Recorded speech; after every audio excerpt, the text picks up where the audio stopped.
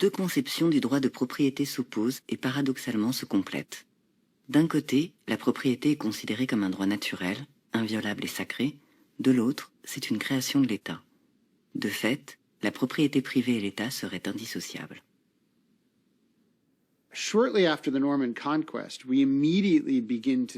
Après la conquête normande, naissent différentes questions. Qu'est-ce qui appartient au roi? Qu'est-ce qui appartient au roturier? Qu'est-ce qui est privé? Qu'est-ce qui est public?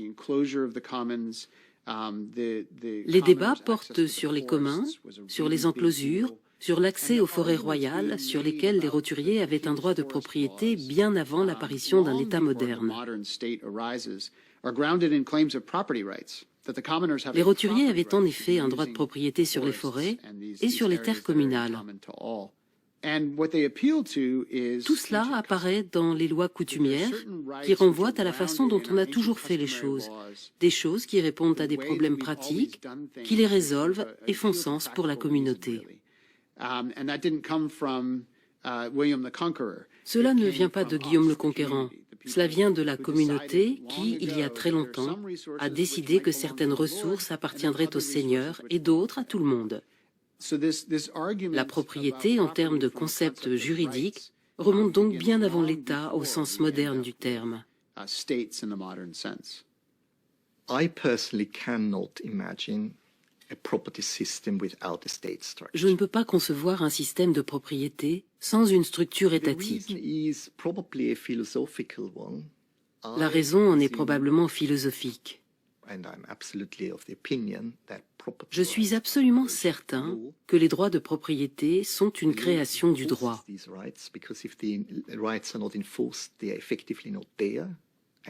La loi crée des droits et les applique devant les tribunaux. Et pour cela, il faut un État.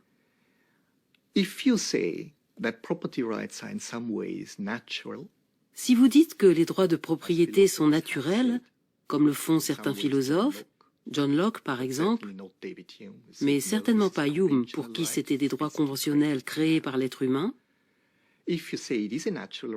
alors vous dites que la propriété n'a pas besoin d'État. Mais je ne suis vraiment pas d'accord avec ça. La propriété repose sur un système juridique, c'est un produit de la loi, et ça présuppose un État.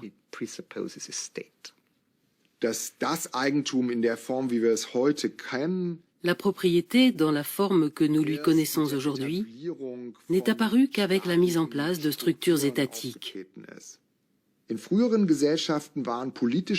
Dans des sociétés antérieures, les fonctions politiques et économiques étaient fortement liées. La propriété privée marque la différenciation entre les sphères politiques et économiques.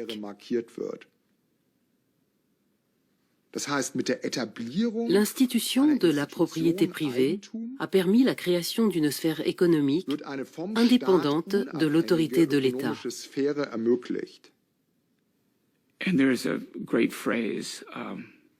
Il y a une expression fameuse aux États-Unis.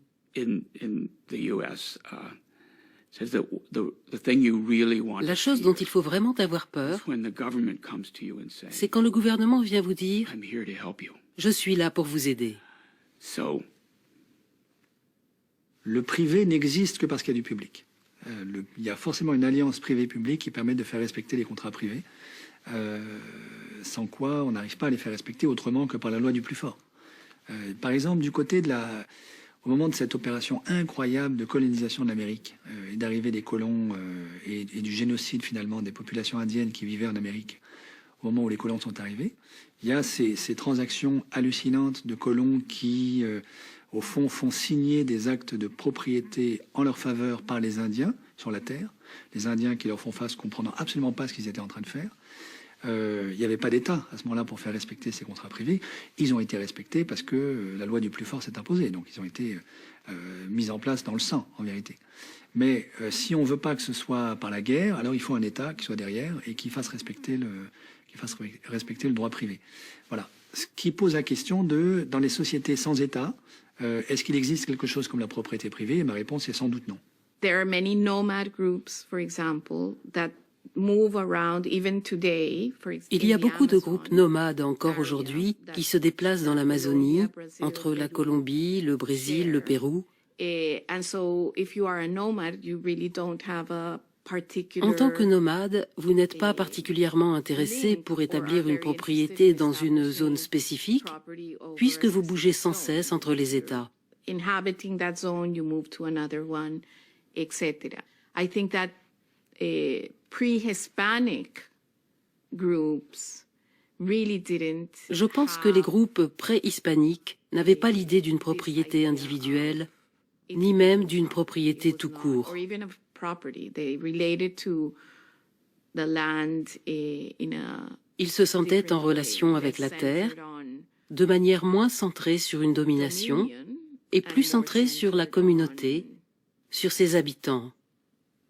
Maybe community or the inhabitants of the community. I am not arguing that those groups. Je ne suis pas en train de dire qu'ils étaient pacifiques.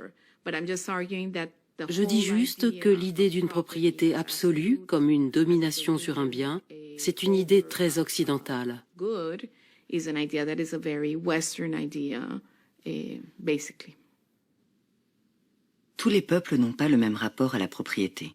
Pour certains, elle se pense dans une relation d'harmonie entre l'homme et la nature. Pour d'autres, l'homme doit dominer le monde. La propriété est alors l'instrument de cette domination, de ce dominium. On trouve dans Genèse 1:28, donc premier livre de la Genèse, verset 28, cette phrase qui est attribuée à Dieu et qui dit au couple originel, Adam et Ève, voilà, croissez et multipliez-vous et dominez la terre. Voilà. Et donc c'est un thème classique dans toute la patristique et la réflexion théologique et juridique à l'époque moderne en Occident, qui est qu'est-ce que c'est que ce dominium terrae, cette domination de la terre qui est confiée par Dieu au couple originel, Adam et Ève, au verset 28 du chapitre 1 du livre de la Genèse, premier livre de la Bible. Alors, on a aujourd'hui des gens qui accusent, disons, les traditions bibliques. Alors, pas seulement les chrétiens, puisque les héritiers de Genèse 1:28, c'est pas que les chrétiens. Il y a aussi, évidemment, le monde juif d'un côté et le monde musulman de l'autre. Donc, les trois religions, disons, de tradition abrahamique, donc en fait de tradition biblique, qui sont accusés donc par un certain nombre de commentateurs aujourd'hui d'être responsables de la crise écologique parce que Dieu aurait confié à l'humanité, dans ces traditions religieuses-là, un pouvoir de propriété, de domination sur la terre, sur la création. Donc c'est le fameux dominium terrae. Donc ce qui est derrière, c'est « Ah, mais vous les chrétiens, vous êtes, ou vous les traditions religieuses abrahamiques, vous êtes les inventeurs du souverain hobbesien, tout-puissant, construit d'ailleurs lui-même sur la propriété privée, chez Thomas Hobbes, et puis de la propriété privée lockienne. C'est ça qui est derrière. Le procès qui est fait aux traditions religieuses abrahamiques, c'est celui-là. Alors quelqu'un qui fait ça, c'est Lynn White dans les années 60, qui est le premier à remettre en avant ce verset 28 du chapitre 1 du livre de la Genèse, en disant, mais regardez, en fait, la source de tous nos problèmes, c'est la Bible. There are bases in the Bible, in the Hebrew and Christian scriptures. Il y a des bases dans la Bible, dans les écrits hébreux et chrétiens, pour définir la propriété comme un droit naturel. C'est une différence entre, d'un côté, nombre de juristes dans la tradition de la common law et du droit civil, et de l'autre, de philosophes comme Rousseau, Locke ou Hobbes. Ceux-ci pensaient en termes abstraits sur l'état de nature et s'interrogeaient sur ce que seraient les êtres humains dans une société sans État. Les juristes étaient plus concrets. Beaucoup avaient été influencés par la chrétienté. Jusqu'à il y a un siècle, la plupart étaient chrétiens, notamment dans la tradition de la common law et depuis un peu plus longtemps dans celle du Code civil. Dans la common law, le dominium devint même le concept central de la propriété, un droit de propriété ancré dans nos devoirs envers Dieu et envers les autres pour bien ordonner le monde. C'est construit sur la responsabilité et les devoirs, pas sur une sorte de propriété individuelle, ni sur le concept abstrait de droit naturel. C'est ce qui nous vient des juristes.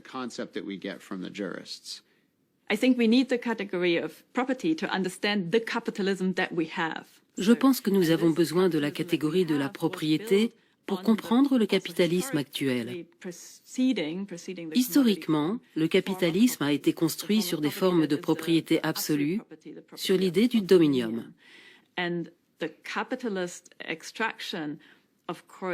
L'extraction capitaliste a trouvé dans ce droit abstrait le pouvoir de dépasser les limites, de faire tout ce qui permet de réaliser plus de profit.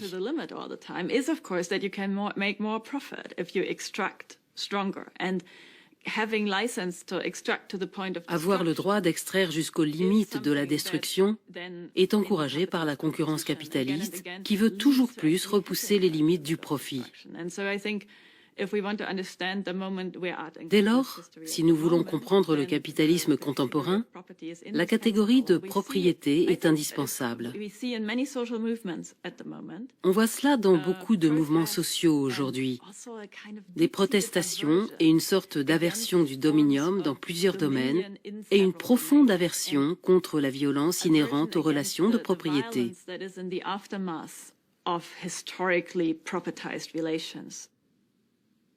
La domination de la terre par l'homme, le dominium, gouverne la conception de la propriété privée comme de la propriété étatique. Il existe cependant une forme de propriété qui ne se rattache véritablement ni à l'une ni à l'autre, la propriété des biens communs.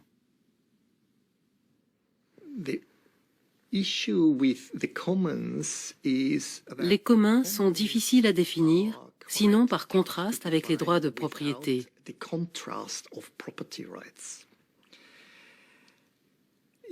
On dit « ceci est un droit de propriété et cela n'en est pas un ». Positivement, qu'est-ce que c'est? Difficile à dire, sauf par la négation. Ce n'est pas de la propriété. Mais qu'est-ce que c'est? C'est dur à définir. Ce qu'on appelle les communs aujourd'hui et qui renvoient à des débats de plus en plus importants, qui touchent à la fois la politique, l'économie, le droit, l'écologie, enfin qui touchent en fait tous les domaines de notre société. Ce débat autour du bien commun et des communs avec un S a des échos dans ce qu'on appelle l'Ancien Régime et dans ce qui était présenté comme les communaux, les biens communaux, qui sont des marais, des bois, qui sont des terres plus ou moins riches, et qui sont aussi comme des exutoires qui permettent à ceux qui n'ont rien de participer à la vie en fait de la communauté, de pouvoir exister. Alors les communs ont été redécouverts avec les travaux ou remis au goût du jour avec les travaux d'Elinor Ostrom dans les années 60-70, pour lesquels elle a eu un prix Nobel, et qui visait à remettre en cause ce qui était la doxa dominante néolibérale, qui était la tragédie des communs. Chez Hardin, donc celui qui a écrit le texte célèbre, La tragédie des communs, il a dit que les communs, parce que ça n'appartient à personne en fait, sont la porte ouverte à un immense gâchis, et en partie un gâchis en termes écologiques, où un objet laissé en commun, finalement épuisé, traité sans aucun discernement, alors que si on est le propriétaire de la chose, on va bien sûr faire attention à ne pas l'appauvrir et l'abîmer, puisque ça serait abîmer quelque chose qui nous appartient. Dans la tragédie des communs de Harding, l'idée c'est de dire au fond que nous serions de simples maximisateurs, totalement individuels et égoïstes. Et c'est pour ça que c'est dramatique, la conclusion, et que c'est tragique. Mais quand vous voyez la conception d'Elinor Ostrom, vous voyez quand même qu'il y a cet optimisme en la capacité de l'action collective à justement répartir de manière équitable des biens dont nous avons en partage l'utilisation. Il y a beaucoup de débats depuis l'attribution du prix Nobel à Elinor Ostrom à ce que c'est qu'un commun, sur ce que c'est qu'un commun. Mais de mon point de vue, finalement, le commun, on peut le définir avec un triangle, qui a 3 sommets. L'un, c'est la ressource. Il y a toujours une ressource, qui n'est pas forcément une ressource matérielle. Ça peut être une ressource immatérielle sur Internet, par exemple, un logiciel libre, ou bien une œuvre artistique. Bon. La communauté, ou le collectif, disons, parce que communauté, ça, pour nous, Européens, ça renvoie déjà à communautarisme. Bon. Disons le collectif, qui prend en charge la ressource, et qui peut d'ailleurs s'auto-instituer lui-même comme étant celui qui va prendre en charge la ressource, et puis les règles que ce collectif se donne à lui-même pour prendre en charge la ressource. Et au fond, il n'y a pas de commun sans ces les trois sommets du triangle. Ce qui va caractériser, disons, l'exercice d'un régime de propriété commune ou partagée par ce collectif sur cette ressource, ça va être la nature des règles qu'il s'est données. Et au fond, le travail d'Elinor Ostrom, qui faisait de la science politique et du droit avec des économistes, ça a été de décrire et d'essayer de décrire d'une manière un peu universelle le type de règles que les collectifs humains se sont donnés en pratique, historiquement, et qui ont permis effectivement de protéger un certain nombre de ressources comme commun. Ouais, il me semble que dans la notion de commun, il y a quelque chose d'important qu'il faudrait, ce serait peut-être le 4e élément que je pourrais rajouter à la définition. Il faut qu'il y ait des rapports de non-domination au sein du commun. Donc pourquoi on peut avoir un objet commun, on peut avoir des règles communes et des assemblées, mais on peut très bien imaginer un dispositif dans lequel il y a des rapports de domination au sein de ce fonctionnement-là. Donc si on réintroduit l'idée de non-domination, donc l'idée de je suis libre parce que l'autre l'est également, et je suis libre parce que je ne domine personne en fait, et que personne ne me domine. Dès que je suis dans ce rapport-là, il me semble qu'on peut il me semble qu'on est obligatoirement dans un type de relation qui interdit le capitalisme et la violence du marché, qui est fondée justement sur la domination. La mise en commun de biens, leur exploitation, l'organisation sociale que cela implique, apparaît à certains comme une promesse de rupture fondamentale avec le capitalisme. Pour d'autres, au contraire, ce ne serait qu'un accommodement de ce système économique. Certains vous diront le commun est contre la propriété. Moi, j'ai une vision complètement différente, c'est-à-dire que on peut avoir cette position idéologique qui est de dire le commun c'est l'antithèse de la propriété.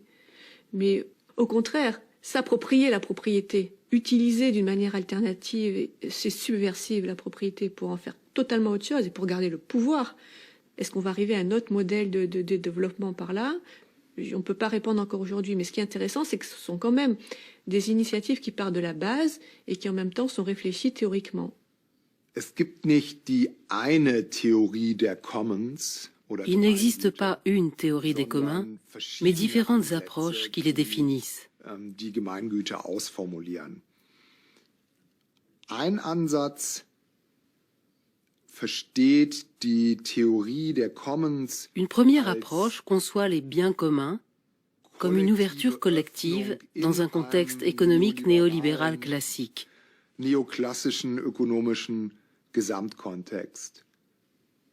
Ein komplett anderer. Une autre approche tente de se détacher du marché et d'établir les biens communs comme une toute nouvelle manière de penser la société. Ganz neue Form, die Gesellschaft zu denken, zu etablieren. The idea of commons sort of happens on several levels. There is the idea that certain L'idée des communs se situe à différents niveaux. goods that are indispensable for their sort of human Certains biens sont indispensables à l'humanité et ne devraient jamais être privatisés, comme l'eau potable ou les écosystèmes, ou encore les mers qui devraient être une richesse commune. C'est une direction. Mais il y a aussi un mouvement souterrain des communs, des militants qui veulent occuper certains espaces, comme les zones à défendre ou le mouvement Occupy, et décréter que dans ces espaces-là, la propriété privée est abolie. Ils veulent introduire une autre logique pour détenir, occuper, utiliser le bien en question.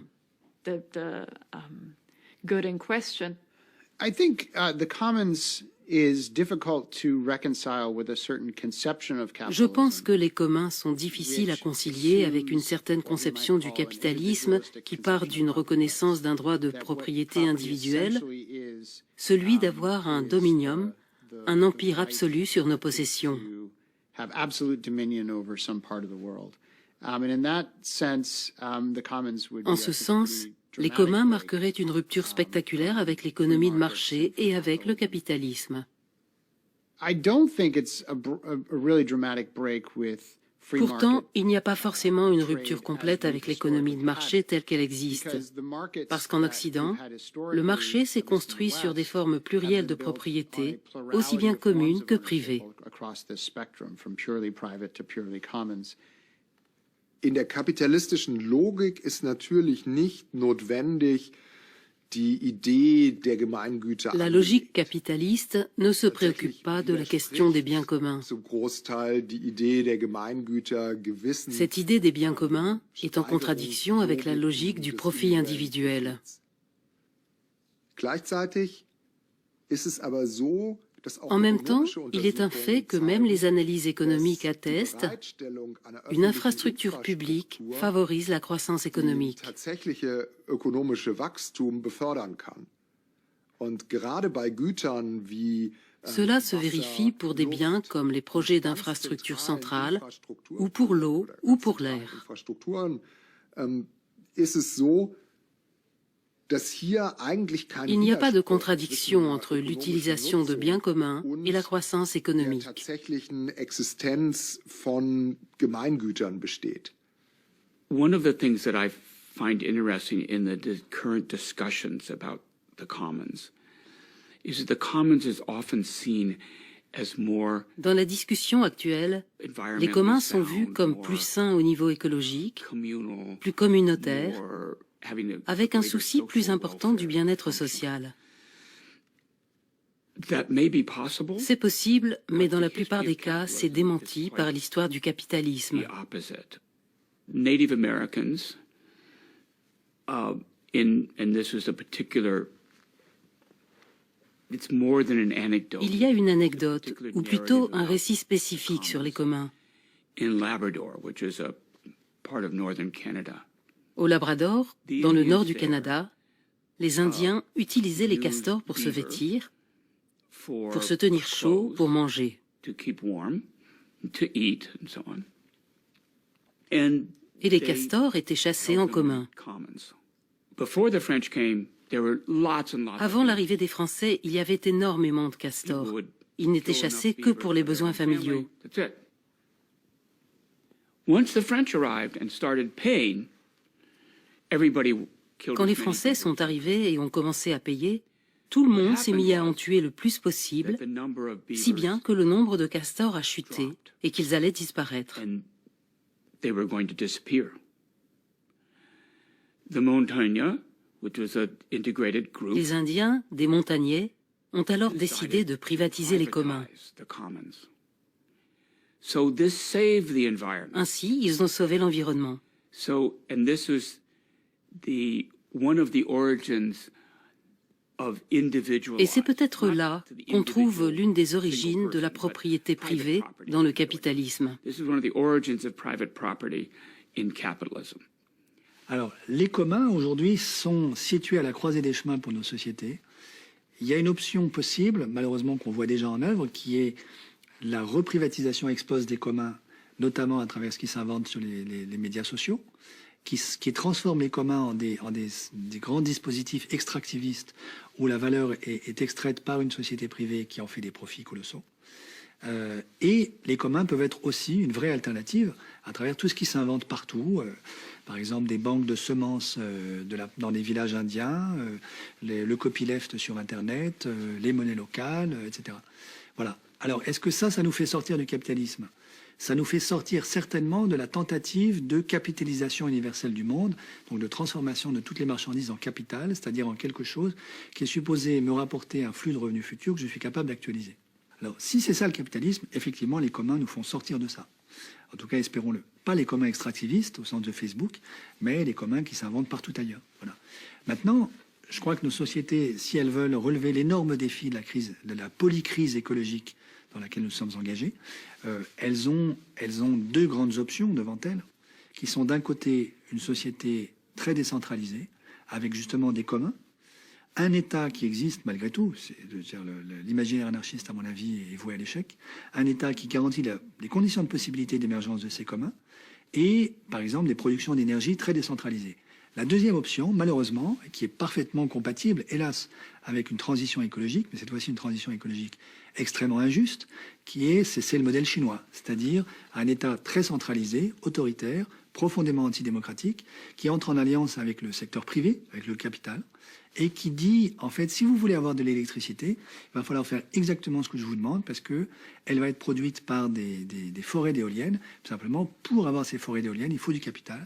Et le capital, c'est nous qui le possédons, c'est nous qui le dirigeons.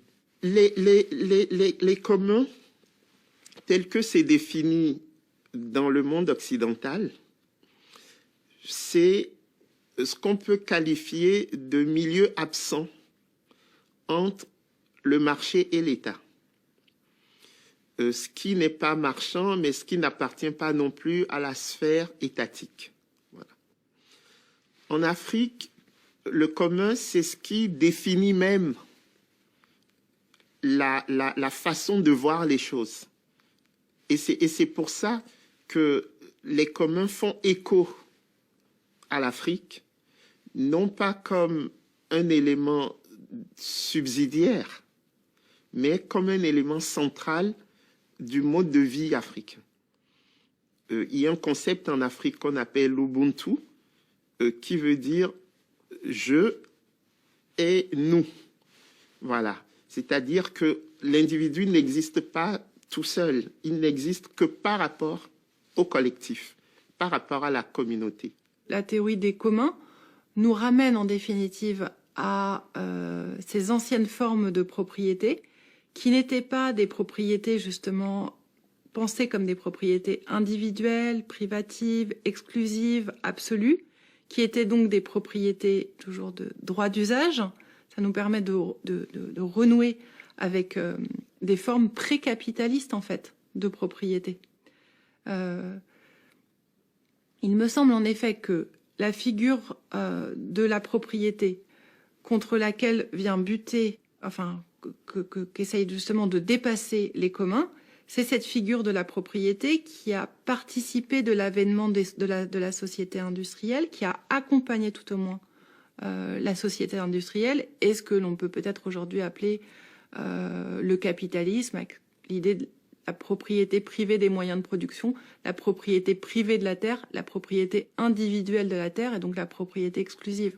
Donc moi j'ai envie de dire, le fond de l'affaire avec les communs, c'est pas tellement de savoir si c'est de la propriété privée, ou si c'est de la propriété d'État, ou si c'est, etc. Le fond de l'affaire, c'est savoir quels sont les régimes juridiques applicables aux choses dont on parle, et quelle est la distribution des pouvoirs sur ces biens. Et vous pouvez avoir des choses très très communes dans de la propriété publique, dans de la propriété de l'État. Vous pouvez avoir des choses pas du tout communes dans la propriété de l'État.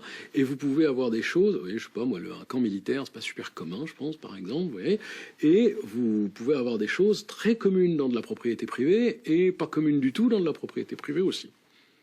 Donc la question, est-ce que c'est un commun, est-ce que c'est pas un commun, qu'est-ce qui est commun là-dedans, et jusqu'où c'est commun, etc.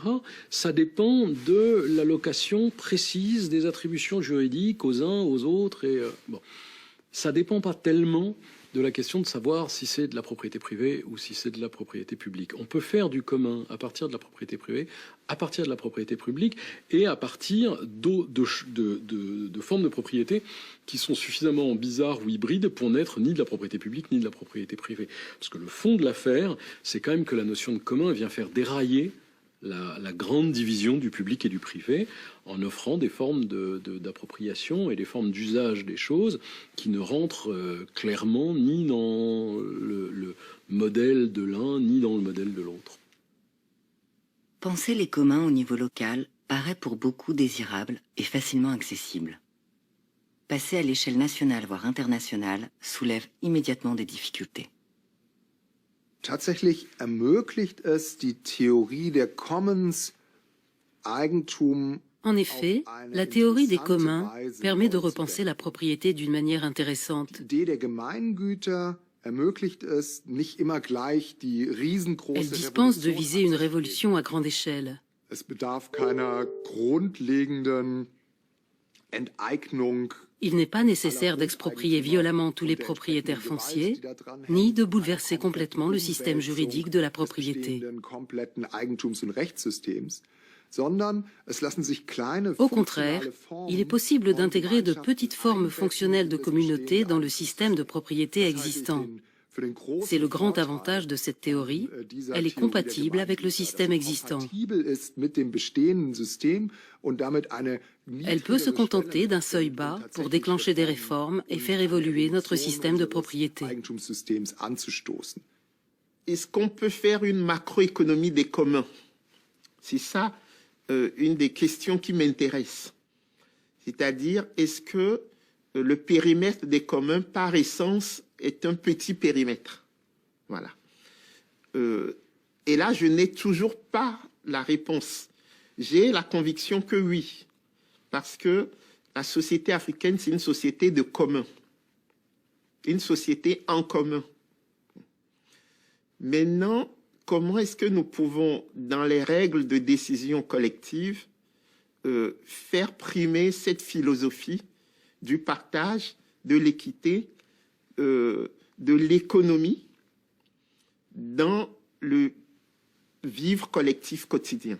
La question de l'échelle est fondamentale en fait. Et peut-être que certaines formes de démocratie ne peuvent se penser que à petite échelle. Et pour les communs, c'est un petit peu la même chose. Effectivement, est-ce que l'idée même de commun ne renferme pas une idée de petite taille et ne nous oblige pas à repenser en fait la société, si elle est organisée à partir de communs, à partir de petites sociétés?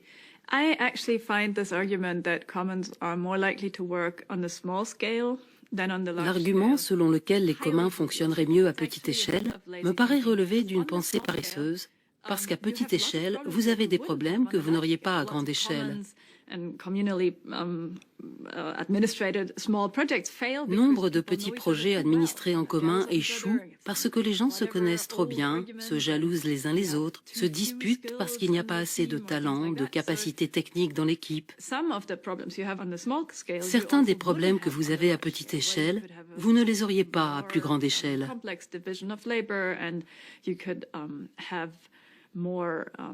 Vous auriez une division du travail plus complexe, des accords plus larges et une meilleure façon de répondre à certains problèmes.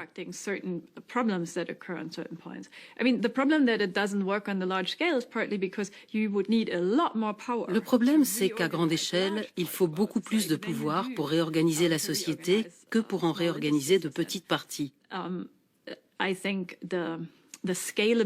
C'est pour cela que c'est très important de passer à une échelle plus large en termes d'organisation sociale.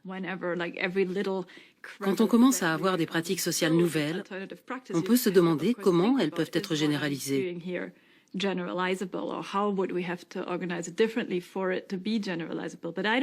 ne vois donc rien dans la gestion collective qui la rend inappropriée pour des structures plus larges. Je reste persuadé qu'on est capable de créer des communs à l'échelle internationale et je continue de penser que DNDi est un exemple. Drugs for Neglected Disease Initiative, qui est une plateforme qui a été créée par des médecins français il y a une quinzaine d'années à Genève et qui s'occupe de fournir des thérapies contre des maladies négligées par le secteur pharmaceutique privé parce que les populations humaines qui souffrent de ces maladies n'ont pas les moyens en fait de payer des thérapies quand elles sont privatisées. Et donc, DNDi, ça montre que c'est faisable, qu'on peut avoir des institutions internationales qui essayent de mettre en œuvre des règles internationales pour protéger un certain nombre de communs. L'OIT, à sa manière, essaye de le faire concernant le travail. La grande lutte de l'OIT, c'est de dire que le travail n'est pas une marchandise privée. Mais si vous dites que ça n'est pas une marchandise privée, que ça n'est pas non plus un bien public, c'est pas l'État qui est le propriétaire du travail fourni par les employés dans une entreprise, ce que vous êtes en train de dire implicitement, c'est que c'est un bien commun et qu'il faut réécrire le droit du travail comme pour honorer le travail comme commun. Et la question alors, pour penser les communs autrement seulement qu'à petite échelle, ça nous renvoie vers la question des confédérations en fait. Les confédérations de communs. Et ça nous renvoie sans doute à des hypothèses, anarchistes, de confédération finalement de milieux naturels. Comment repenser la politique non plus à partir des États-nations, mais à des échelles plus petites, des bassins versants, des massifs forestiers qui seraient institués en nouvelle entité politique, à une échelle donc plus locale, mais qui entreraient en relation et qui seraient sans doute responsables, finalement, les uns envers les autres de leurs actions. Et peut-être que cette responsabilité de milieu naturel envers d'autres milieux naturels, finalement, permettrait quelque part ici de toucher à l'échelle globale et de répondre aussi à des enjeux globaux et planétaires comme le climat, comme le changement climatique. Alors si on dit par exemple, admettons, hein, l'Amazonie aujourd'hui ne peut pas être transformée en propriété privée parce que au fond c'est un bien commun à l'humanité sans lequel c'est pas clair que l'humanité puisse survivre au XXIe siècle compte tenu du réchauffement climatique. Alors on est à ce moment-là en train de faire deux choses fondamentales. Premièrement, de dire on met des limites absolues à la propriété privée. Si on dit voilà, vous n'avez pas le droit de décider que demain matin, tel millier d'hectares au milieu de l'Amazonie, vous serez en mesure de les vendre à des acquéreurs privés qui pourront éventuellement y faire de l'agriculture intensive. Mais on met aussi des limites à l'exercice du pouvoir public de l'État souverain brésilien en disant au nom de l'humanité et par exemple du bien commun de l'humanité, l'État du Brésil n'est pas en mesure de faire ce qu'il veut de l'Amazonie. Et donc on touche en fait à cette alliance privé-public sans laquelle le privé n'existe pas. Ceci pour dire que donc on a depuis au fond l'invention de la propriété privée et aussi de l'État dans l'Empire romain cette alliance privé-public sans laquelle le privé n'existe pas. On a autour de ça un vrai interlocuteur qui est la capacité, disons, de la société civile, pour l'appeler comme ça, à inventer des communs qui vont infliger des limitations à l'exercice de la propriété privée, avec cette difficulté qu'on a aujourd'hui à trouver et à symboliser pour nous tous qui est cet acteur, ce tiers en fait, qui va être capable d'édicter et de décider, par exemple, l'Amazonie est un bien commun, ou bien la forêt du Congo, par exemple, autre grand poumon de la planète, ou bien les fonds des océans, ou bien l'espace, ou bien l'océan Arctique. Mais alors, il y a des tas d'initiatives qui se prennent dans ce sens-là, mais on peine aujourd'hui à symboliser et à identifier cet acteur-là. Or, il est majeur et central. Les post-libéraux, en fait, veulent s'engouffrer dans le vide laissé ouvert et absolutiser la propriété privée. Donc tout devient potentiellement régime de propriété privée. Tout est marchandisable. Il est aisé de concevoir comment l'individu peut posséder et exercer un droit de propriété, tant sur le plan matériel qu'immatériel. Aussi surprenant que cela puisse paraître, certains militent pour que ce droit s'étende à des êtres non humains. The Bolivian Constitution that was passed in 2008. La constitution bolivienne, adoptée en 2008, établit que la séparation entre l'homme et la nature est artificielle.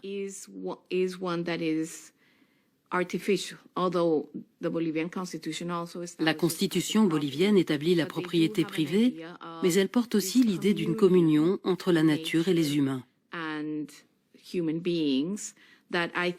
C'est essentiel pour critiquer ce qu'est la propriété privée, c'est-à-dire le principe selon lequel une personne peut exercer un pouvoir absolu, peut-être pas absolu, mais en tout cas un pouvoir, sur un territoire spécifique.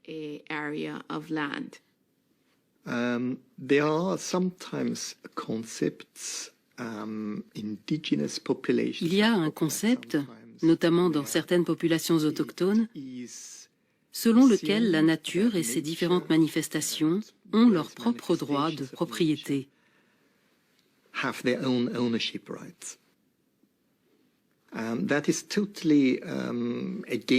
C'est totalement contre la conception occidentale de la propriété, construite sur l'idée qu'on doit distinguer les personnes et les choses. That starts off with the idea that we distinguish between persons and things, a legal concept. Persons are human. Selon ce concept juridique, les personnes sont les humains et les choses, tout le reste, les animaux, tout ce qui appartient au monde naturel.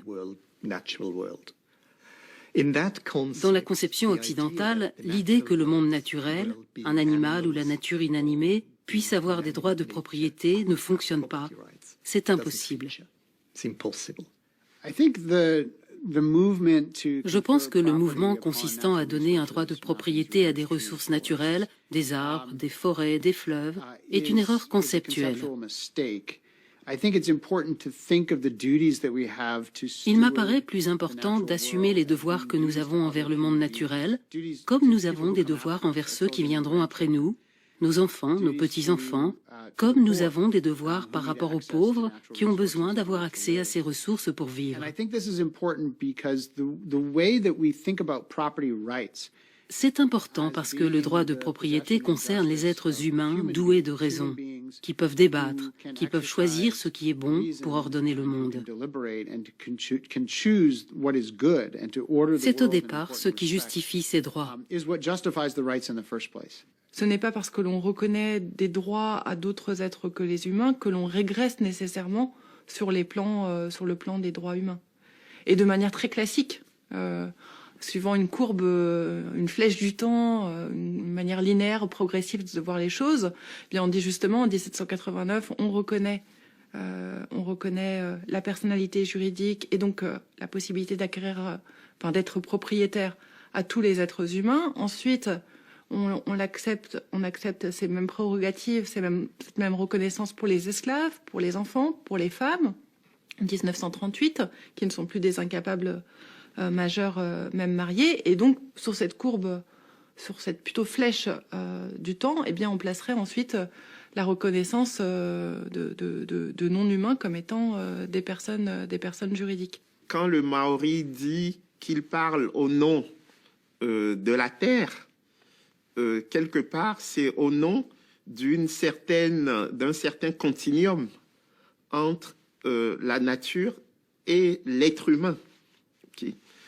Et ce qui se passe, c'est le droit pour les générations futures à bénéficier aussi d'un écosystème qu'on pourrait qualifier de clément. Donc c'est sur cette dimension de préservation des écosystèmes pour les générations futures, c'est au nom de ce principe, entre autres, qu'on peut justifier une forme de reconnaissance par le droit des éléments de la nature. Les traditions africaines font que, de toutes les façons, les choses ont une existence. Et donc, ça ne choquerait aucun Africain qu'on puisse dire que l'arbre parle et que l'arbre revendique quelque chose. Ça, c'est quelque chose que tout Africain peut comprendre. Parce que, justement, il n'y a pas de césure, il n'y a pas d'étanchéité entre les êtres humains et l'ensemble des êtres vivants.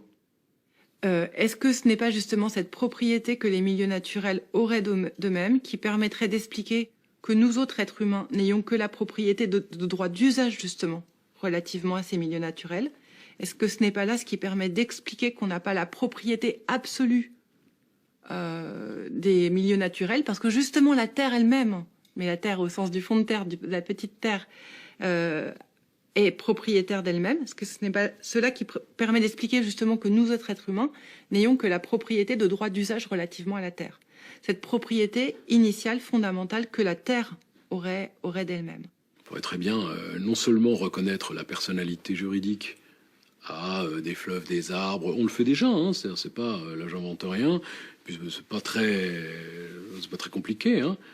On arrive à donner la personnalité juridique à Coca-Cola et à donner des droits de l'homme à Nike. Donc je vois pas pourquoi on n'y arriverait pas pour des fleuves. C'est pas tellement moins abstrait, hein. Donc on arrive à personnaliser du capital accumulé. Je vois pas pourquoi on n'y arriverait pas à le faire pour les arbres ou pour les rivières. Je vois bien pourquoi on ne voudrait pas le faire. Pourquoi certains ne voudraient pas le faire. Mais techniquement, conceptuellement, ça ne pose aucune difficulté. La difficulté que ça poserait, et on fait mine de trouver que c'est incontournable, enfin que c'est très difficile à dépasser, c'est que évidemment l'arbre lui-même ne parle pas et ne peut pas se pourvoir en justice et ne peut pas lui-même défendre ses intérêts. Enfin, c'est vrai des enfants, c'est vrai de Coca-Cola aussi. Hein.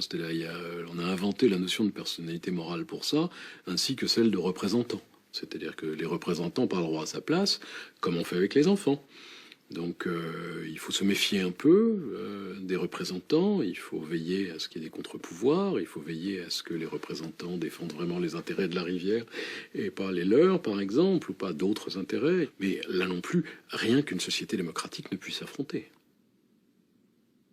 Si les mers et les océans pouvaient exercer un droit de propriété, être propriétaires d'eux-mêmes, sans doute pourraient-ils se protéger des attaques qu'ils subissent. En France, après la marée noire provoquée par l'Erika, un pas a été fait dans ce sens.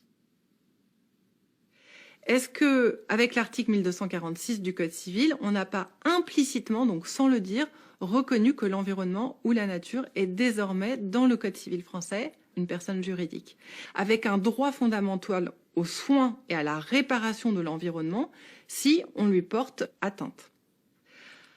D'ailleurs, si on regarde et si on lit cet article 1246 du Code civil et à côté la Constitution équatorienne qui reconnaît, elle, explicitement la personnalité juridique à la nature ou à la biodiversité, on s'aperçoit que le mécanisme est exactement le même. On va permettre à un certain nombre de personnes, pour le droit français, uniquement certaines personnes morales, comme par exemple un parc national ou des associations de protection de l'environnement, voire aussi à des personnes physiques, c'est possible, donc des êtres humains, c'est possible en Équateur, de parler au nom de la biodiversité, de parler au nom de la nature, d'être le porte-parole finalement de la nature et d'obtenir réparation. Alors c'est une énorme question qui se pose à partir du moment où on a commencé à tenter de vouloir faire d'un certain nombre d'écosystèmes naturels des sujets de droit qui pourraient être donc des sujets propriétaires d'eux-mêmes. À la fois avec ce qui s'est fait, disons, en Équateur et en Bolivie autour de la nature sujet de droit dans la constitution de ces deux pays, et de ce qui s'invente dans un certain nombre d'autres pays, en Indonésie, en Inde, en Afrique, en Amérique latine, lorsqu'on essaye de donner un statut de sujet de droit, par exemple, à une rivière, à une colline, à une montagne, etc. Pour ma part, je ne suis pas du tout favorable à cette ligne-là, dans la mesure où je reste persuadé que, en fait, la logique sous-jacente à ces tentatives-là, c'est de multiplier les personnalités juridiques. C'est de dire, au fond, les personnalités juridiques qui existent aujourd'hui, les États souverains, les entreprises, les personnes physiques, n'arrivent pas à relever l'énorme défi de la transition écologique, de la reconstruction écologique de notre planète, parce qu'elles n'arrivent pas à s'auto-limiter pour éviter de détruire la planète. Donc, c'est ce que fait ce raisonnement, on va multiplier les personnalités juridiques pour bloquer l'exercice de la souveraineté de la personnalité juridique, qui est par exemple une personne physique ou une entreprise ou un État. Et on espère, et on nourrit à mon avis l'illusion que la multiplication de ces personnalités juridiques va permettre de bloquer tout le monde. Voilà. Ce qui est sous-jacent à ça, à mon avis, ça reste quand même un imaginaire plutôt post-libéral de la concurrence. On va mettre en concurrence les droits de chacun pour limiter et bloquer celui des entreprises, par exemple extractivistes, qui détruisent la nature. So, where does actually that river start and end? Où est-ce que ce fleuve commence et finit? Où est-ce que cette forêt commence et finit? Le fleuve dépend de tout un cycle de pluie. L'eau ne doit pas être trop salée, par exemple. Est-ce que c'est le cas ou non? Cela ne dépend pas de la rivière, mais peut dépendre de la forêt vierge brésilienne ou d'un glacier en train de fondre.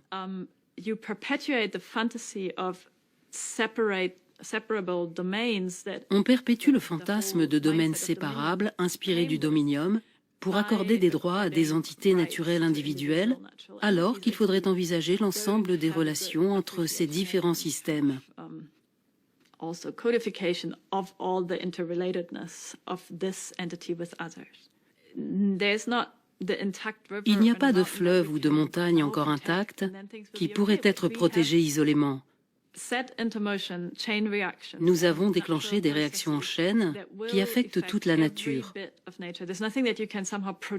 Il n'y a rien qu'on puisse protéger contre la hausse des températures ou la hausse des niveaux de la mer. Il faut plutôt se poser la question, qu'est-ce qu'on peut gérer, restaurer, réparer? Où va-t-on évacuer les gens? Que va-t-on préserver de l'habitat humain? Je pense que l'échelle des problèmes auxquels nous faisons face se situe à un niveau supérieur à celui de protéger les entités d'un écosystème. Et les droits humains? Il y a des gens qui ont prétendument des droits, mais qui se noient en Méditerranée. Je ne vois pas en quoi avoir des droits va protéger la rivière de s'assécher ou d'être contaminée.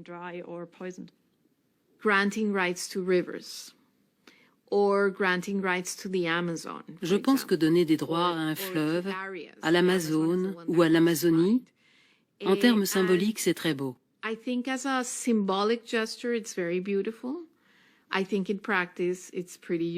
Mais je pense qu'en pratique, cela ne sert pas vraiment. La Colombie a accordé des droits à 14 ou 16 fleuves et rivières, y compris l'Amazone et cette belle rivière de la côte pacifique, le Rio Atrato. Mais rien n'a changé. Les rivières et les fleuves ont ces droits, mais c'est insuffisant de le proclamer. Il faut des ressources publiques pour que ces droits deviennent effectifs. Cela veut dire des investissements pour décontaminer l'eau, des investissements publics pour permettre aux usagers d'utiliser moins de plastique, des ressources publiques pour promouvoir des modes de vie plus verts,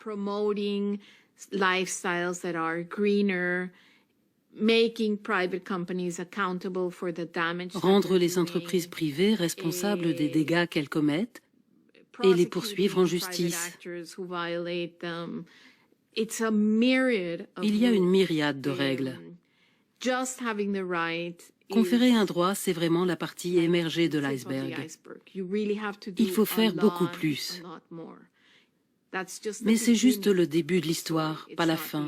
Donner des droits à un fleuve, c'est le début de l'histoire, ça n'est pas la fin. Au terme de cette recherche, la définition de la propriété, inviolable, sacrée, absolue, privée, étatique, commune, nous échappe dès que nous croyons la saisir. La propriété semble impossible à cerner, à fixer.